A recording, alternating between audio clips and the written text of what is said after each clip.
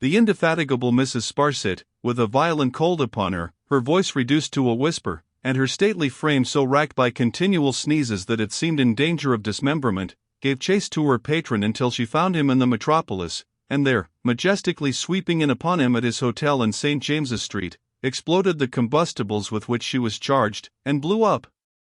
Having executed her mission with infinite relish, this high-minded woman then fainted away on Mr. Bounderby's coat collar. Mr. Bounderby's first procedure was to shake Mrs. Sparsit off, and leave her to progress as she might through various stages of suffering on the floor. He next had recourse to the administration of potent restoratives, such as screwing the patient's thumbs, smiting her hands, abundantly watering her face, and inserting salt in her mouth. When these attentions had recovered her, which they speedily did, he hustled her into a fast train without offering any other refreshment, and carried her back to Coketown more dead than alive. Regarded as a classical ruin, Mrs. Sparsit was an interesting spectacle on her arrival at her journey's end, but considered in any other light, the amount of damage she had by that time sustained was excessive, and impaired her claims to admiration. Utterly heedless of the wear and tear of her clothes and constitution, and adamant to her pathetic sneezes, Mr. Bounderby immediately crammed her into a coach, and bore her off to Stone Lodge. "Now, Tom Gradgrind," said Bounderby, bursting into his father-in-law's room late at night, "here's a lady here, Mrs. Sparsit, you know Mrs. Sparsit, who has something to say to you that will strike you dumb."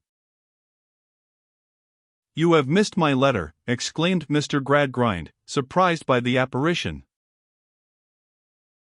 "Missed your letter, sir," bawled Bounderby. "The present time is no time for letters. No man shall talk to Josiah Bounderby of Coketown about letters, with his mind in the state it's in now."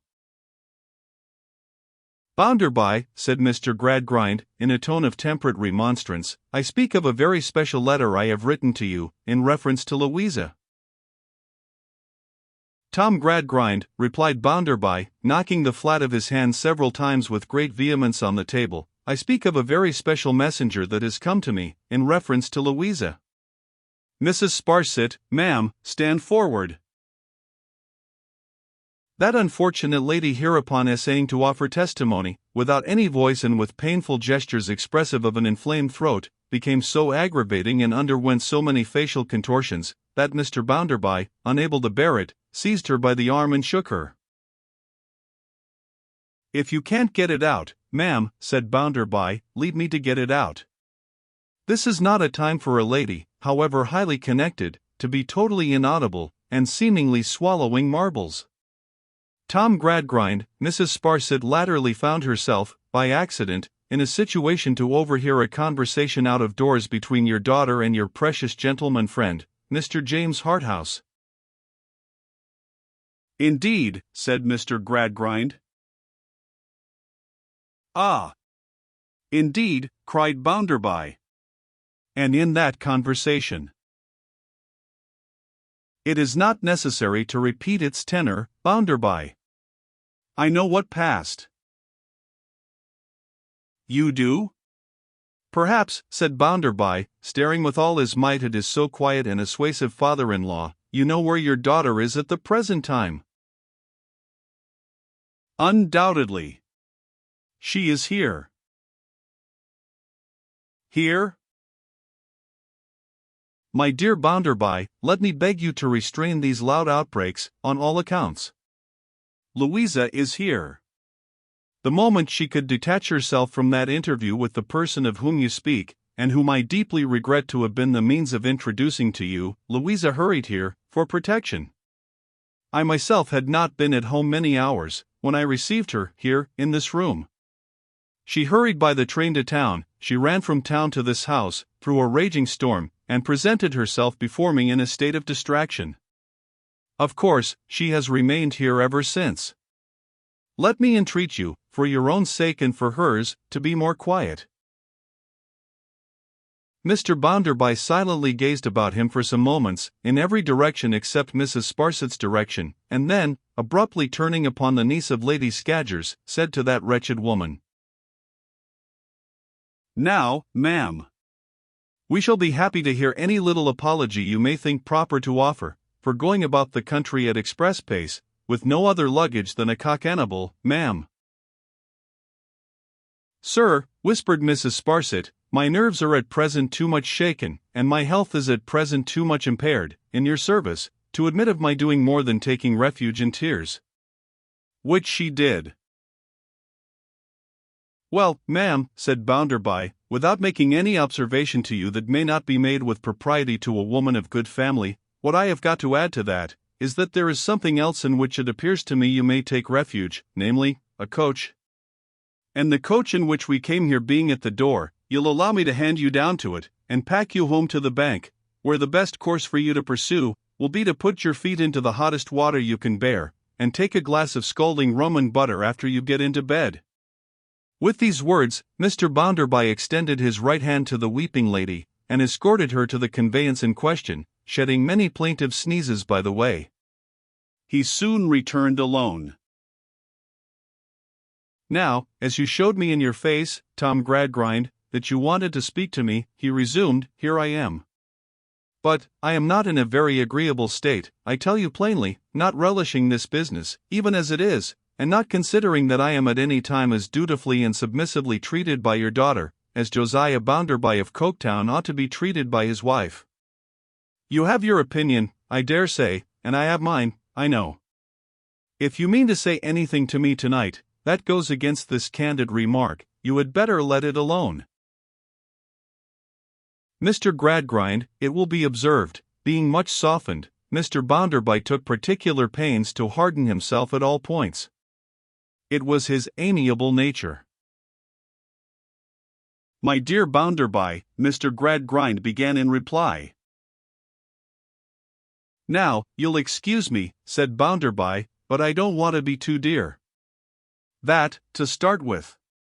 When I begin to be dear to a man, I generally find that his intention is to come over me. I am not speaking to you politely, but, as you are aware, I am not polite.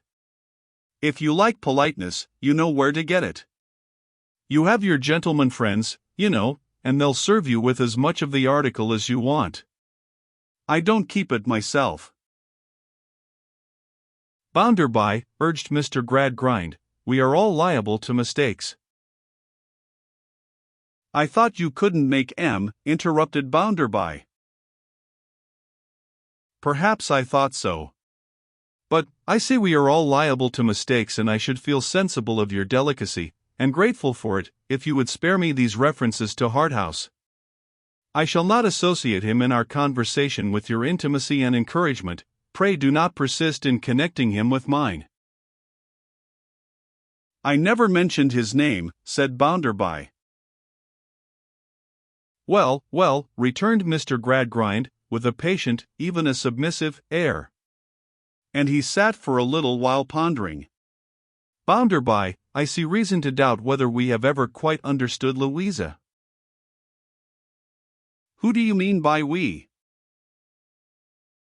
Let me say I, then, he returned, in answer to the coarsely blurted question, I doubt whether I have understood Louisa. I doubt whether I have been quite right in the manner of her education. There you hit it, returned Bounderby. There I agree with you. You have found it out at last, have you? Education. I'll tell you what education is, to be tumbled out of doors, neck and crop, and put upon the shortest allowance of everything except blows. That's what I call education. I think your good sense will perceive, Mr. Gradgrind remonstrated in all humility, that whatever the merits of such a system may be, it would be difficult of general application to girls. I don't see it at all, sir, returned the obstinate Bounderby. Well, sighed Mr. Gradgrind, we will not enter into the question. I assure you I have no desire to be controversial. I seek to repair what is amiss, if I possibly can, and I hope you will assist me in a good spirit, Bounderby, for I have been very much distressed. I don't understand you, yet, said Bounderby, with determined obstinacy, and therefore I won't make any promises. In the course of a few hours, my dear Bounderby, Mr. Gradgrind proceeded, in the same depressed and propitiatory manner, I appear to myself to have become better informed as to Louisa's character than in previous years. The enlightenment has been painfully forced upon me, and the discovery is not mine. I think there are, Bounderby, you will be surprised to hear me say this, I think there are qualities in Louisa, which have been harshly neglected, and a little perverted. And I would suggest to you, that if you would kindly meet me in a timely endeavor to leave her to her better nature for a while, and to encourage it to develop itself by tenderness and consideration, it would be the better for the happiness of all of us. Louisa, said Mr. Gradgrind, shading his face with his hand, has always been my favorite child. The blusterous Bounderby crimsoned and swelled to such an extent on hearing these words, that he seemed to be, and probably was, on the brink of a fit.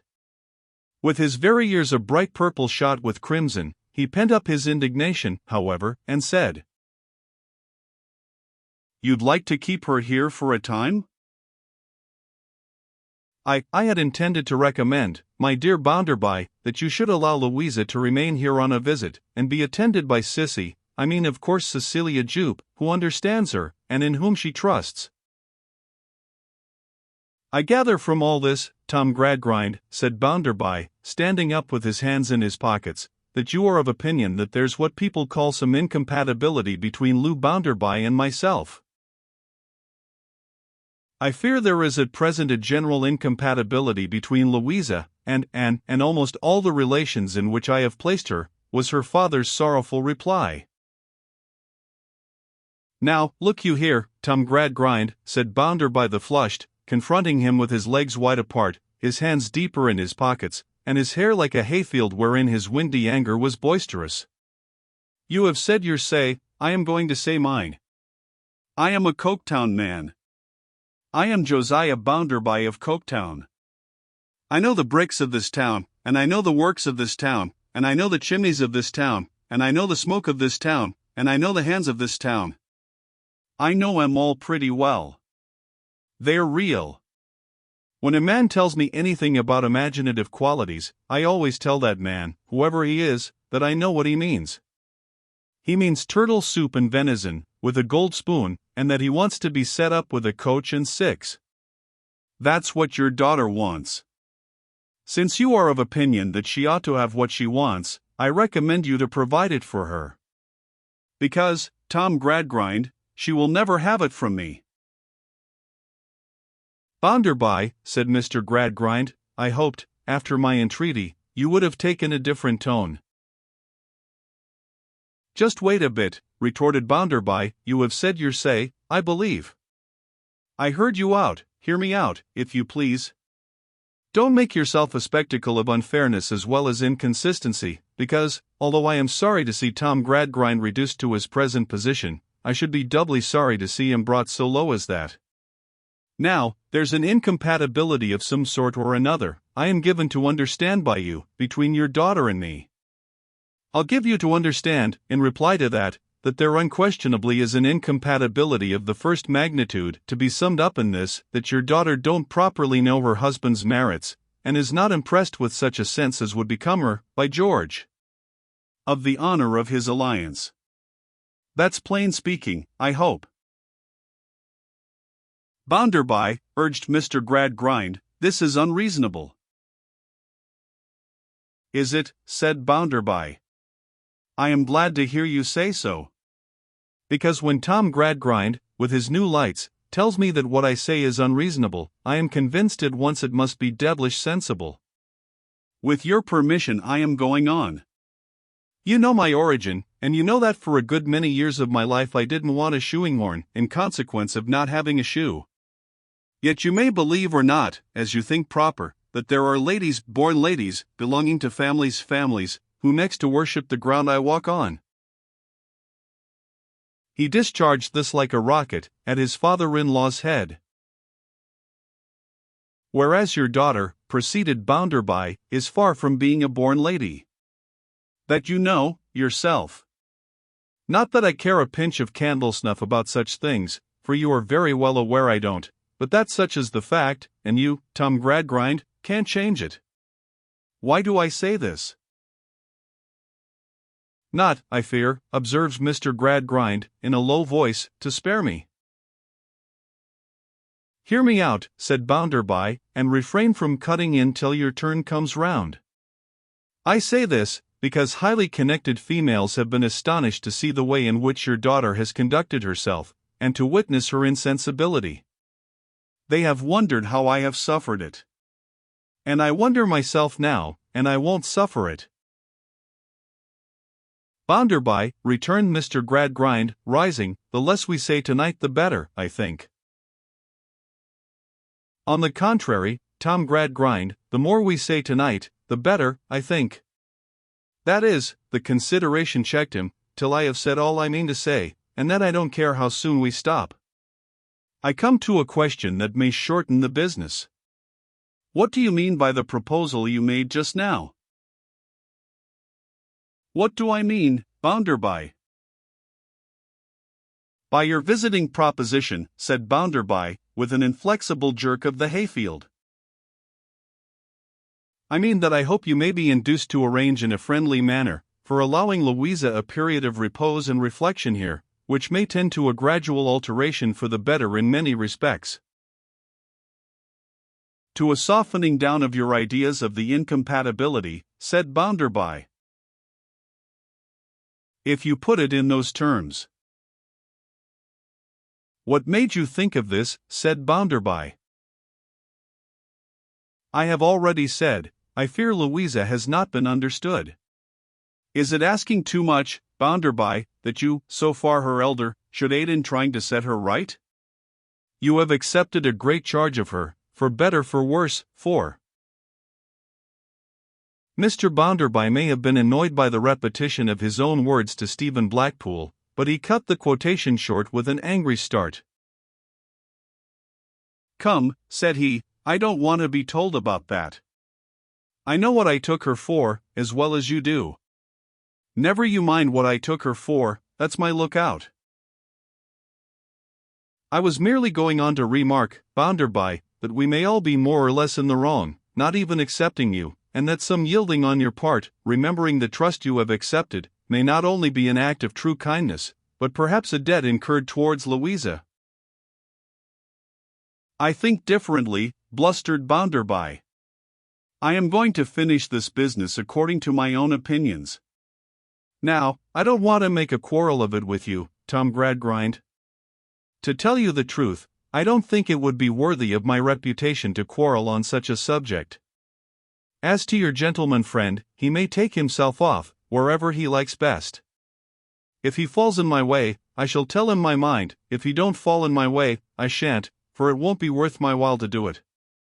As to your daughter, whom I made Lou Bounderby, and might have done better by leaving Lou Gradgrind, if she don't come home tomorrow, by 12 o'clock at noon, I shall understand that she prefers to stay away, and I shall send her wearing apparel and so forth over here, and you'll take charge of her for the future.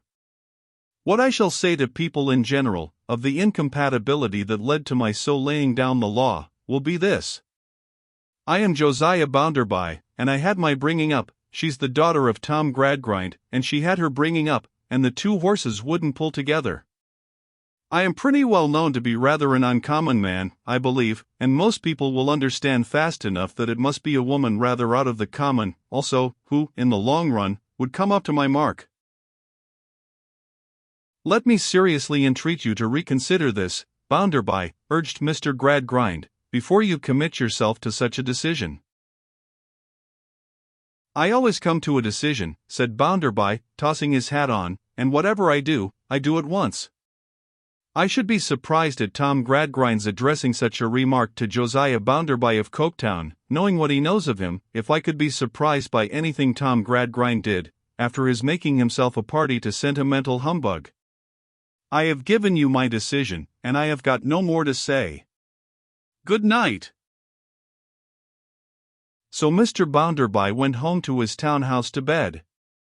At 5 minutes past 12 o'clock next day, he directed Mrs. Bounderby's property to be carefully packed up and sent to Tom Gradgrind's, advertised his country retreat for sale by private contract, and resumed a bachelor life.